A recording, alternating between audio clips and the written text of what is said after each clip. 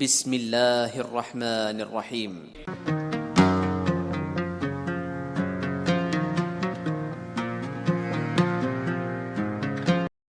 نبی کریم صلی اللہ علیہ وسلم نے فرمایا کہ اللہ تعالیٰ فرماتا ہے کہ اے ابن آدم، تو نے مجھے گالی دی اور اس کے لیے مناسب نہ تھا کہ وہ مجھے گالی دیتا۔ اس نے مجھے جھٹلایا اور اس کے لیے یہ بھی مناسب نہ تھا۔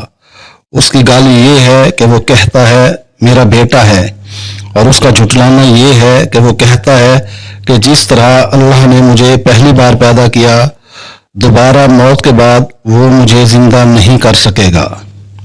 صحیح بخاری حدیث نمبر 3193۔ نبی کریم صلی اللہ علیہ وسلم نے جب سورج غروب ہوا تو ان سے پوچھا کہ تم کو معلوم ہے کہ یہ سورج کہاں جاتا ہے؟ میں نے عرض کی کہ اللہ اور اس کے رسول صلی اللہ علیہ وسلم ہی کو علم ہے۔